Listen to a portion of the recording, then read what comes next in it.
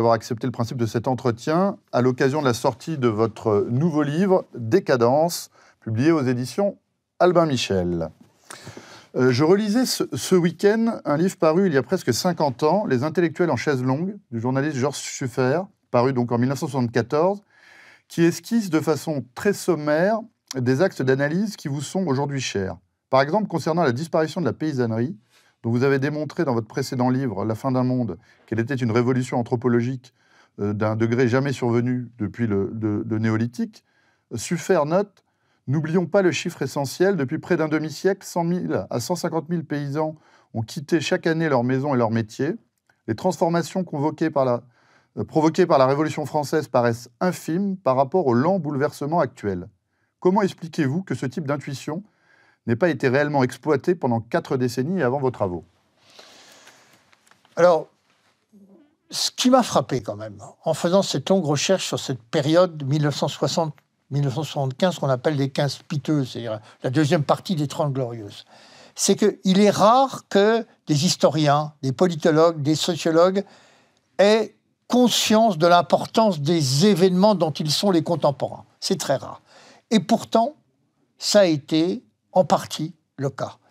Je pense à des esprits, alors en Italie, bien sûr, Pasolini, qui a vu quelle était l'importance de la fin du monde rural et l'impact qu'allait avoir la fin de ce monde rural sur la société italienne. Mais en France, un philosophe comme Maurice Clavel, par exemple, ou un démographe historien comme Pierre Chaunu, ont parfaitement appréhendé l'ampleur de la mutation anthropologique en cours. Fin de la paysannerie, passage de ce que j'appelle le grand remplacement de l'homme religieux, de l'homme attaché au sacré, au consommateur, à l'homo economicus, puis bientôt à l'homo eroticus, mais c'est le même, puisqu'il consomme l'un de la marchandise, l'autre des corps. Eh bien, des intellectuels de cette qualité-là ont pointé l'importance de la césure et de la rupture. Alors après, évidemment, il y a une longue période, si j'ose dire, d'incubation.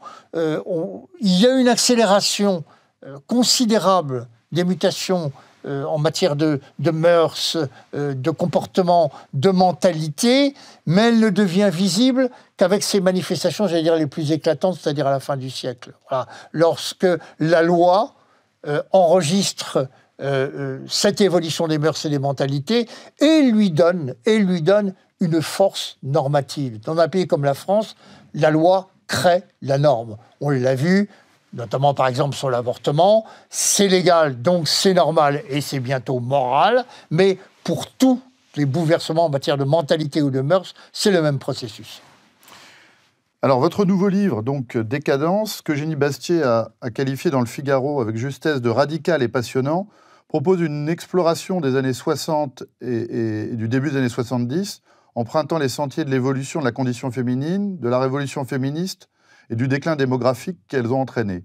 Pouvez-vous nous présenter les éléments déclencheurs de cette mutation profonde de notre société ? L'élément déclencheur, c'est vraiment la révolution consumériste. C'est le passage à une économie de consommation, plus à côté de l'économie de production qui prévalait jusque-là. L'homme, au fond, va être réduit à ce qu'il a de plus impersonnel, la consommation. Rien de plus impersonnel que l'achat de la marchandise. Consommation de la marchandise, mais aussi, je le disais, consommation des corps. Le prolongement, c'est la révolution sexuelle. Le passage de l'homo economicus à l'homo eroticus. Rien de plus impersonnel non plus que le sexe. On n'a rien inventé en matière de sexualité. Et c'est vraiment la mutation de fond. On pourrait dire le passage de ce que Chesterton appelait l'homme éternel à l'homme sans qualité, dont parlait Musy. L'avènement du règne de la quantité que prophétisait Guénon au début du siècle. Voilà le phénomène déclencheur. Si vous voulez, l'économie de consommation ne fabrique pas simplement de la marchandise, elle va fabriquer une nouvelle humanité. Une nouvelle humanité qui rompt avec l'ancien régime des mœurs, les mentalités qui étaient façonnées par les civilisations chrétiennes et qui va produire effectivement un type d'homme nouveau. C'est le grand projet, au fond, des Lumières. Changer l'homme, le rendre maître de sa vie, de sa destinée, l'auto-engendrement, il se crée, l'avortement ou l'euthanasie demain, il se détruit. ce projet des Lumières arrive à aboutissement avec la révolution consumériste des années 60. Alors, si justement l'avortement fait encore l'objet de débats, tout du moins dans les médias et sur un mode alarmiste, on ne parle plus guère de la libéralisation de la contraception. Quoi qu'on observe depuis quelques années un moindre recours des femmes françaises à la pilule, pouvez-vous nous éclairer sur les causes et les conséquences de la loi Neuwirth ? Alors, la loi Neuwirth, c'est la loi sur la contraception. D'abord, la contraception a toujours existé. En France, au XIXe siècle, nous étions le pays qui avait le plus faible taux de fécondité et de natalité. C'était un enjeu politique même, vous le savez. Face à la puissance allemande, l'obsession de tous les politiques, c'était, selon la phrase d'Auguste Comte, la démographie, c'est le destin. Quels sont les hommes que nous pourrons opposer en cas de conflit intra-européen face à la puissance allemande? La démographie était un enjeu politique. Elle va cesser d'être un enjeu politique avec la loi Neuwirth, qui est une véritable césure. Parce que, quelle est la signification de la loi Neuwirth ? En 1967, le général de Gaulle est président de la République. C'est un chrétien imprégné de culture chrétienne. Il est plutôt, et même franchement, hostile à cela. Il y a un petit groupe de députés autour de Neuwirth, et notamment avec Alexandre Sanguinetti, qui va convaincre l'épouse du général Yvonne de Gaulle que la contraception, finalement, c'est le remède à l'avortement, qui, pour cette catholique pratiquante qu'est Yvonne de Gaulle, le mal absolu. Et c'est comme ça que de Gaulle va finir par donner son feu vert à une majorité qui est quand même globalement rétive. Le vote aura lieu à main levée, parce que précisément, on ne veut pas dénombrer qui vote pour et qui vote contre. Et après les événements de 68, avec la Chambre introuvable qui va sortir des événements de mai 68, les députés de droite se rendent compte que cette loi est de nature à bouleverser un certain nombre d'équilibres, notamment sur le plan démographique. Et il faudra 4 ans pour que les décrets d'application soient publiés. Qu'est-ce qui se passe avec la loi Neuwirth ? C'est un symbole très fort. Jusqu'à présent, la sexualité était en partie socialisée, puisque c'est un enjeu politique. La démographie, c'est le destin et la puissance des peuples. Eh bien, la loi Neuwirth, pour la première fois, inverse le rapport. Jusque-là, l'usage du droit, c'était de défendre la société contre les empiétements des individus. À partir de la loi Neuwirth, c'est tout différent. Le droit devient l'arme des individus contre la société.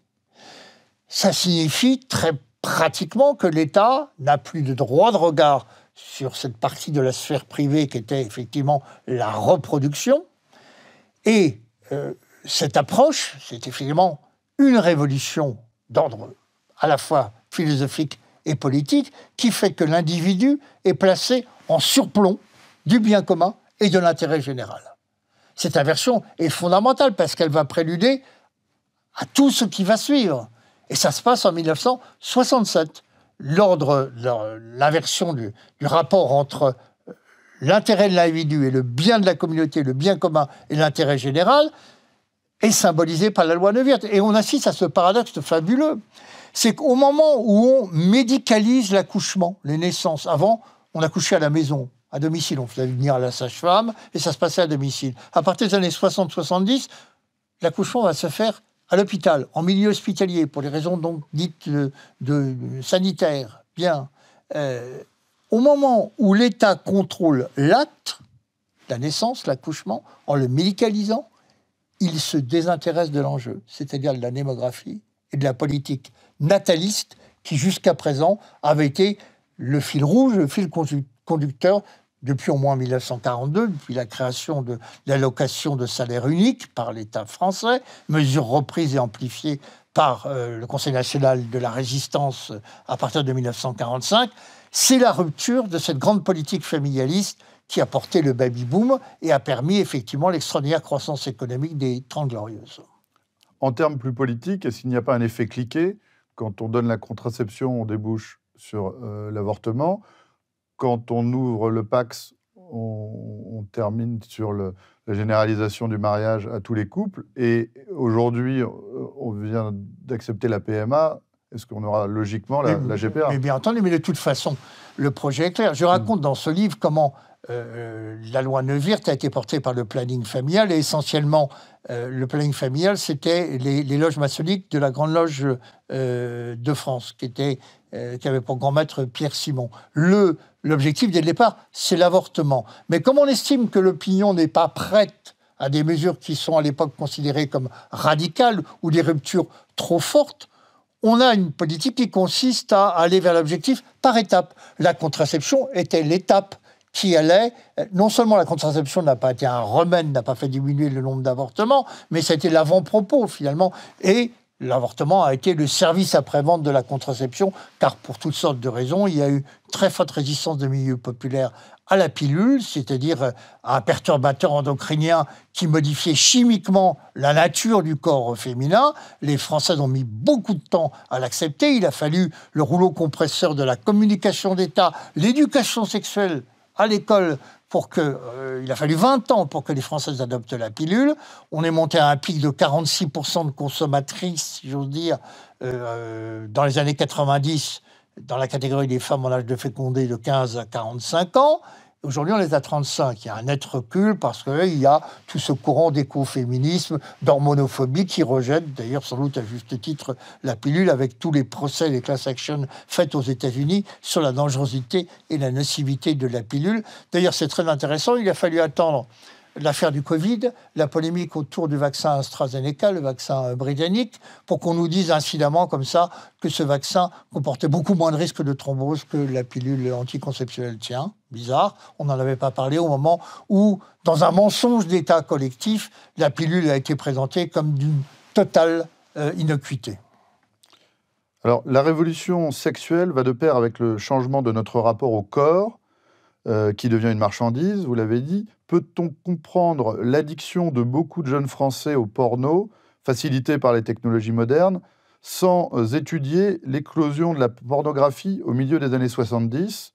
Je précise aux abonnés d'Omerta que nous allons mettre très prochainement en ligne un documentaire d'Amélie Menu sur le sujet de l'addiction au porno. Alors oui, ce sujet de la pornographie, lorsque on commence à développer une position critique, on est relégué dans le rang des puritains, dans la catégorie des puritains, de ceux qui ont à l'égard du corps, entretiennent cette vieille culpabilité que le christianisme a inculquée aux hommes et aux femmes. Il faut voir quel a été l'enjeu dans les années 70 du développement de la pornographie en France. Giscard vient d'être élu en 1974. Effectivement, une des premières mesures de son ministre de la Culture, Michel Guy, est de supprimer la censure sur les films dits pornographiques, ou en tout cas, dans un premier temps, libertins. Avec d'ailleurs un double réflexe hérité de la culture américaine qui consiste à susciter le désir et à le réprimer. Cette espèce de culture protestante un peu particulière. On va donc libéraliser la censure, autoriser les films pornographiques, et en même temps, on va les reléguer dans des salles, des circuits, ce qu'on appelle les films X, les salles X, qui seront spécialisées dans ce genre de production cinématographique. Et au passage, l'État prélève 2 impôts, sur le film, sur les salles, avec une TVA spéciale. C'est-à-dire que l'État se comporte à la fois en puritain, d'une certaine manière, cacher ce sein que je ne saurais voir, en tout cas on le cantonne dans un espace délimité, car au départ, pendant 1 an, les films pornographiques sont diffusés dans les salles du circuit commercial normal, connaissent des succès d'affluence considérables d'ailleurs. Donc l'État adopte une position de puritanisme et en même temps le proxénète, c'est-à-dire il taxe ces films pornographiques. Vous voyez, alors, dans quel contexte ? C'est très intéressant de voir... la bourgeoisie, chaque printemps, se demande si mai 68 ne va pas recommencer, s'il ne va pas y avoir une contestation dans le milieu étudiant ou des mouvements sociaux. Il y a la peur du retour de l'agitation. Et finalement, l'idée a germé, avec un certain cynisme, dans ce milieu du libéralisme avancé qui entourait Giscard d'Estaing, que la libéralisation des mœurs était une sorte d'amortisseur qui pouvait être utile dans un contexte où les rapports politiques étaient encore tendus. Giscard est élu avec une très courte majorité, vous le savez, en 1974. Et là, c'est un mouvement d'ensemble qu'il faut considérer. Depuis les Lumières et la Révolution française, on sait que le grand projet, c'est l'égalité des conditions. Le problème, c'est que l'égalité des conditions, personne ne peut l'atteindre, aucun régime ne l'a atteint, malgré toutes les expériences qui ont été faites, toutes les variantes du socialisme ont échoué. Dans quelles conditions l'expérience soviétique, on sait les millions de morts qu'elle a générés, qu'elle a occasionnés. Donc cette égalité des conditions est un objectif qui ne peut pas être atteint. L'inégalité est liée à l'histoire de l'humanité, elle lui est consubstantielle. Alors, eh bien, on cherche des compensations. Et les compensations, elles se trouvent sur le plan sociétal. Ce qu'on ne peut pas faire sur le plan social, on le fait sur le plan sociétal. Giscard a deux idées en tête et deux cibles électorales, les jeunes et les femmes. Et il va leur accorder, aux uns, le droit de vote à 18 ans, aux autres, la loi sur l'avortement et la deuxième loi sur la contraception de Simone Veil en 1974. Et la pornographie s'inscrit un peu dans ce plan-là qui est, au fond, la pornographie, c'est un sédatif pour les classes laborieuses. Et on prête à Michel Poniatowski, qui était l'homme de confiance de Valéry Giscard d'Estaing, cette phrase « Pendant qu'ils se branlent, ils nous foutent la paix ». Voilà. Et il faut voir effectivement l'extraordinaire succès du cinéma pornographique entre 1974 et 1975, avec des taux de fréquentation des petites villes qui avaient 20 000 habitants, voient affluer, notamment à la frontière espagnole, l'horrible dictature franquiste préservait encore la population espagnole des avancées de la culture dont nous bénéficions fort heureusement grâce au libéralisme avancé de Valéry Giscard d'Estaing. Les Espagnols se précipitaient pour venir voir les films en France. Et puis, succès aussi paradoxal, et moi qui m'a intrigué, de ce cinéma porno auprès des catégories populaires, et notamment masculines. Alors, bien sûr, parce que, vous voyez, au moment où se produit l'émancipation de la femme, la révolution sexuelle avec la pilule, l'avortement, est censé libérer la femme de toutes les contraintes que le christianisme, le catholicisme était censé faire peser sur la condition féminine, avec la maternité notamment, le devoir de maternité, mais il n'y avait pas d'ailleurs que l'Église, la République aussi, voulait les enfants. Eh bien, le corps de la femme n'est pas augmenté, il est diminué par le cinéma pornographique, il est réifié, il devient l'objet, et il est entièrement voué à une espèce de culte phallique, de la puissance virile, de la puissance masculine, qui est très attractif pour les catégories populaires. Et je me suis posé la question, pourquoi ? Eh bien, tout simplement parce que c'est le début du déclassement du prolétariat, de la classe ouvrière. Les métiers physiques sont déconsidérés. Ouais, et le travail manuel, l'éducation nationale veut fabriquer des générations de bureaucrates. Aujourd'hui, le prolétariat de l'écran, le travail manuel est totalement déprécié. Et donc, ce culte de la virilité, ce culte phallique, plaisait d'une certaine manière aux catégories populaires, mal parce qu'il représentait une compensation. L'image de l'ouvrier et du producteur devient socialement quelque chose qui est situé dans le bas de l'échelle, si vous voulez. Et la pornographie, finalement, a joué ce rôle de sédatif social pendant les premières années du mandat de Giscard d'Estaing. Il y avait donc une volonté de la part de l'État, une volonté de contrôle social à travers ce qui peut être considéré comme quelque chose d'anecdotique et qui ne l'était pas du tout. Et le paradoxe, j'en terminerai là-dessus, c'est qu'au moment où, avec la pilule, la contraception hormonale, le transhumanisme fait ses premières expériences. Parce que qu'est-ce que c'est que la contraception hormonale ? C'est de dire à la femme, à l'état de nature, vous êtes incomplète, vous avez besoin d'être augmentée. Augmentée par une prothèse chimique, la pilule, une prothèse mécanique, le stérilet, et d'une certaine manière dénaturée pour être augmentée. Eh bien, la promotion de cette femme augmentée, entre guillemets, SIC, coïncide avec l'apparition sur l'écran de la femme diminuée, c'est-à-dire réduite à l'état de marchandises et d'objets sexuels livrés au désir masculin. Vous voyez qu'on dépasse là le simple plan de la morale, si vous voulez. Cette réification de la femme, c'est un sous-produit de la révolution sexuelle des années 70. Et si bien d'ailleurs que certaines féministes se sont rendues compte de ce qui est en train de se passer en disant mais finalement, en dissociant la fonction reproductive de la fonction érotique, en permettant à la sexualité féminine de s'aligner sur la sexualité masculine, est-ce que, pour reprendre le mot de Simone de Beauvoir, mais à un tout autre propos, nous n'avons pas été floués? L'explosion du marché sexuel a fait que le corps féminin est devenu plus facilement accessible au désir et à la consommation des hommes, consommation sans risque, vieil idéal de la phallocratie, pas de mariage, pas d'enfants. L'accouplement sans la mise en couple, la consommation d'un maximum de corps féminin sans la contrainte de l'entretien sentimental ou de l'entretien financier. C'est-à-dire que le coût social de la relation sexuelle s'effondrait. On avait accès au corps féminin de manière permanente auparavant à travers le mariage.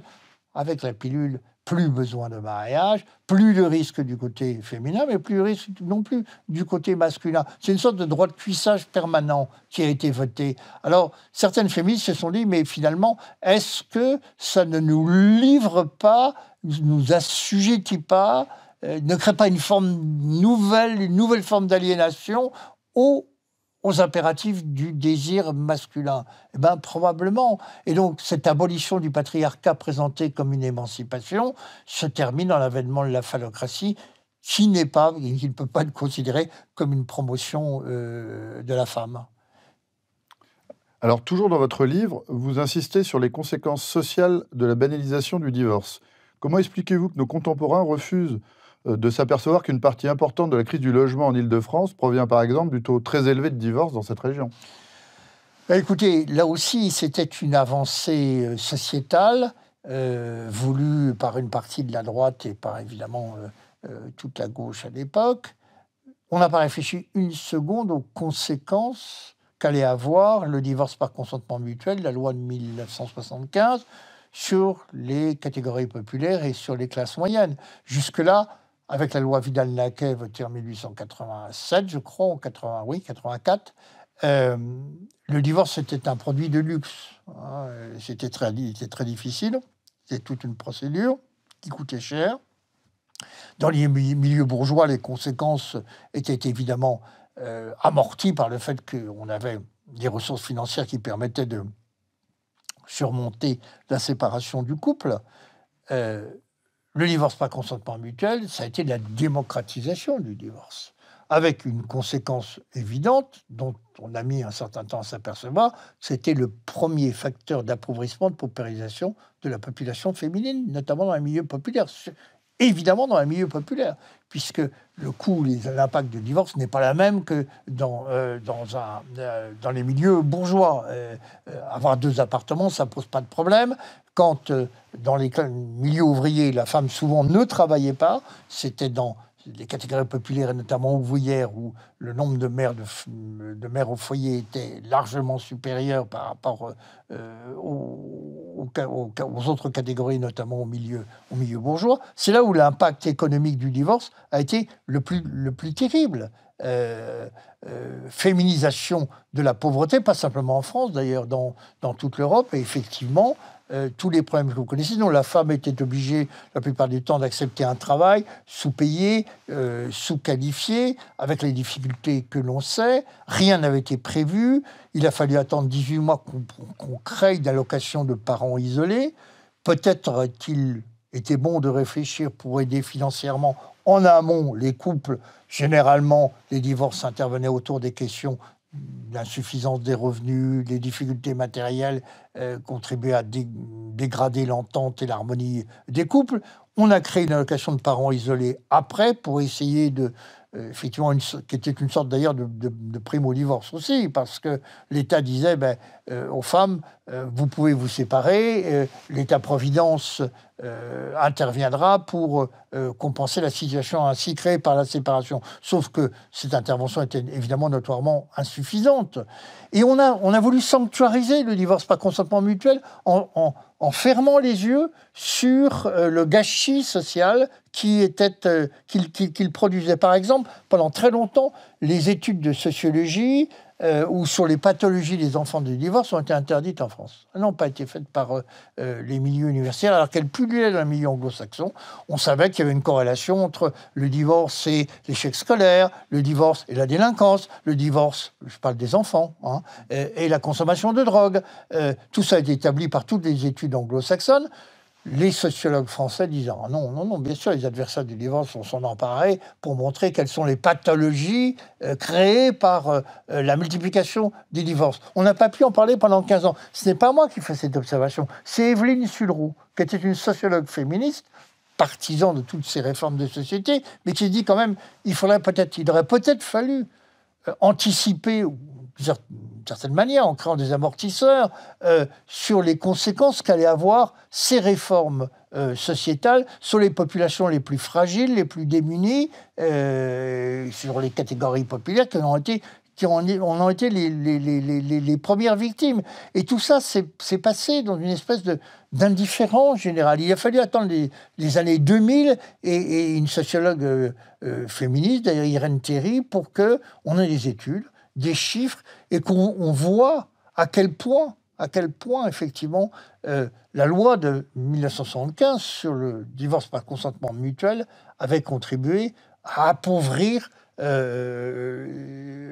femmes des milieux populaires, à les isoler, à faire qu'elles sont les premières clientes, si j'ose dire, des commissions de surendettement aujourd'hui, créer ce néo-prolétariat à partir de ce qui était présenté comme une grande avancée sociétale. Avancée sociétale avec des conséquences sociales qui ont été longtemps dissimulées, masquées, sciemment. Alors, pour remédier à l'effondrement démographique dont vous décrivez les causes dans Décadence, on a eu recours à l'immigration de masse. Aujourd'hui, nos décideurs politiques semblent toujours résignés à y avoir recours, même s'ils n'appartiennent plus à votre génération, celle des boomers, puisque vous acceptez ce terme. Selon vous, la cécité démographique est-elle héréditaire ? Écoutez, ce qui est certain, c'est que au lendemain de la guerre, à la libération, quelle que soit la sensibilité politique, du Parti communiste au RPF, en passant par la démocratie chrétienne, ce que j'ai appelé dans d'autres livres l'alliance de la faucille et du goupillon, tout le monde était d'accord sur la nécessité d'une politique familiale, je dirais familialiste.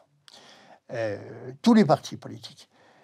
Ils avaient une conception, une culture du bien commun, quelle que soit leur sensibilité, qui a aujourd'hui pratiquement totalement disparu. On a changé de temporalité politique.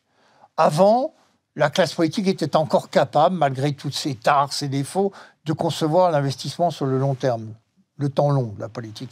Or, la politique, une politique nataliste, politique familiale, le retour sur investissement, c'est 20 ans, ou 25 ans, c'est-à-dire l'âge auquel l'enfant, le jeune homme ou la jeune femme, arrive sur le marché du travail. Donc, c'est un investissement de moyen, long terme.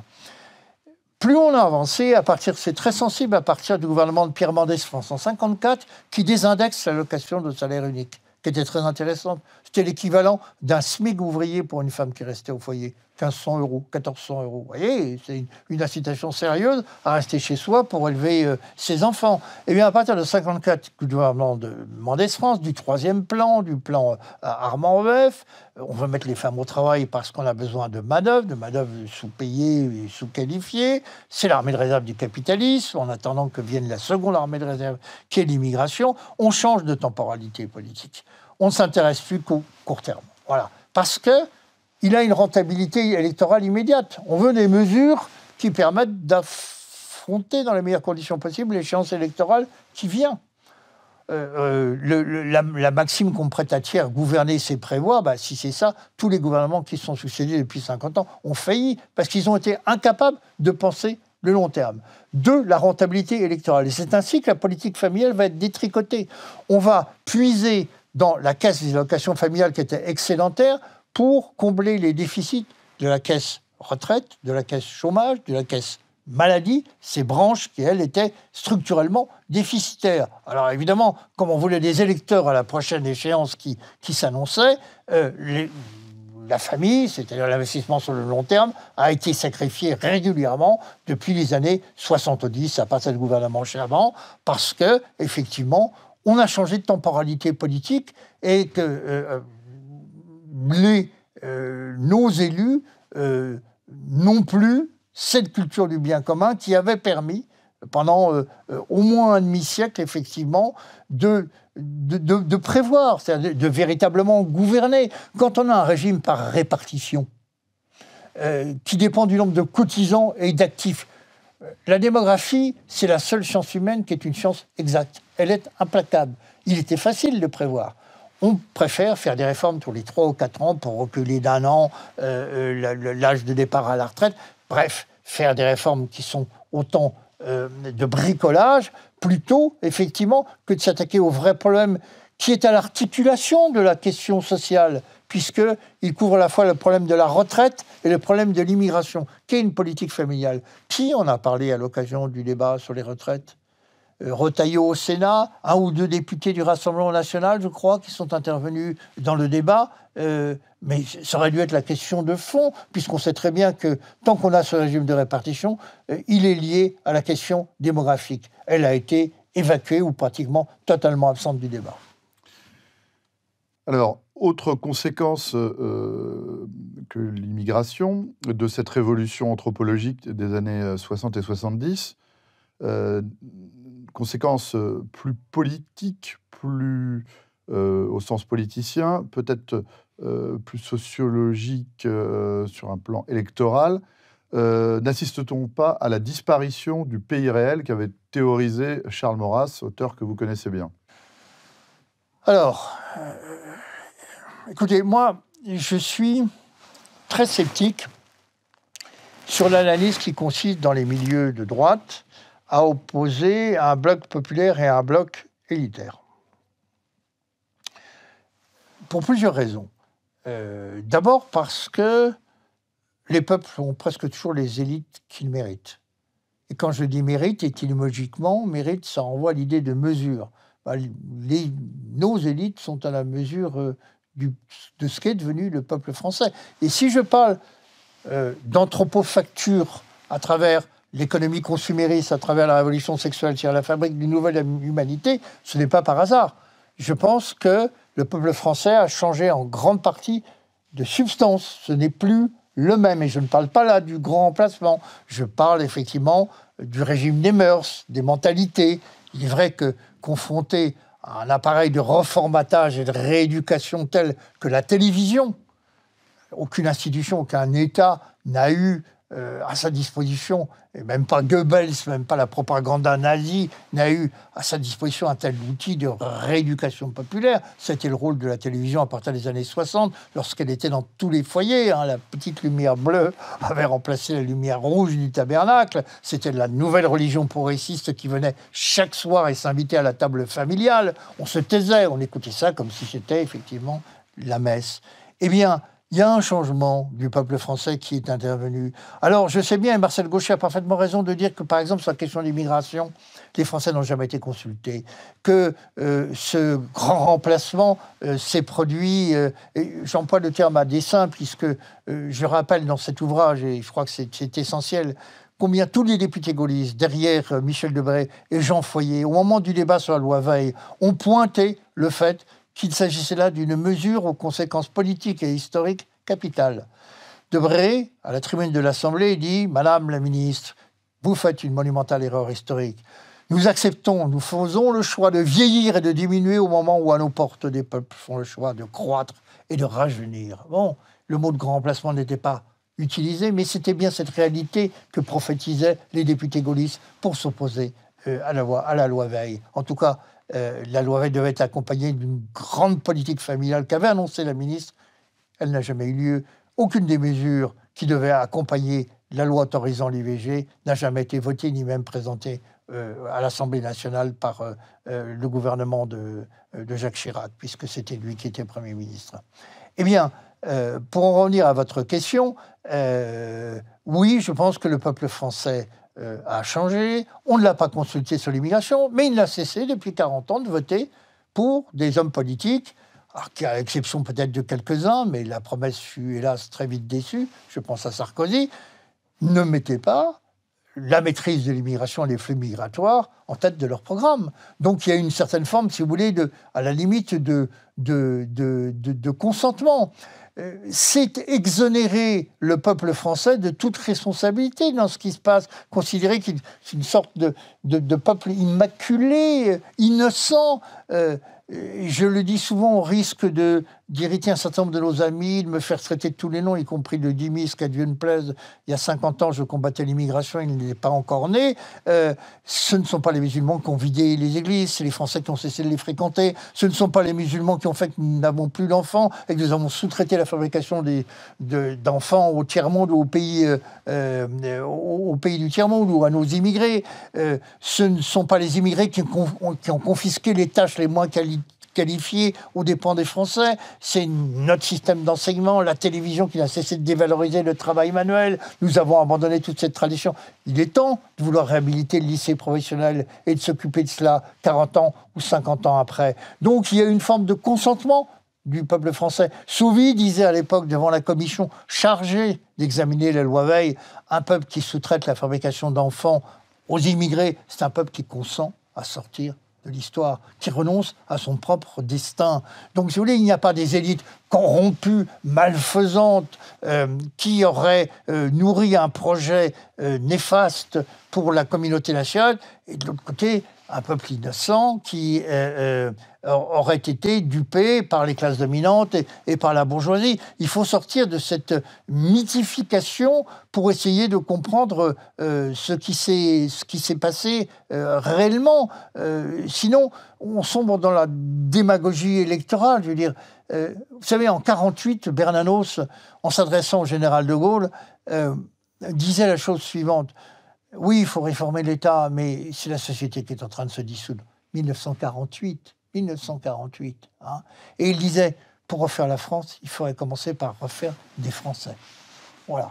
Ben, je crois que cette idée de refaire des Français, refaire un peuple français, si c'est encore possible, autour de son histoire, sa mémoire, son patrimoine, sa tradition, son art de vivre, sauver ce que, d'ailleurs, je pense à une formation politique il y a quelques années appelait, d'ailleurs ce n'est pas la formation politique, rendons à César ce qui est à César, c'est à Hervé Juvin, le localisme. Hein, voilà. Essayer de retisser le lien social et le lien national à partir de notre histoire et de notre mémoire, refaire des Français, plutôt que par démagogie exonérée à travers une approche néo-marxiste qui opposerait dans une nouvelle lutte des classes, je vous dis, un peuple immaculé et une élite totalement corrompue. Ça me paraît être l'urgence aujourd'hui. Et donc le combat culturel, bien sûr. Donc effectivement, toutes les initiatives au niveau communautaire, au niveau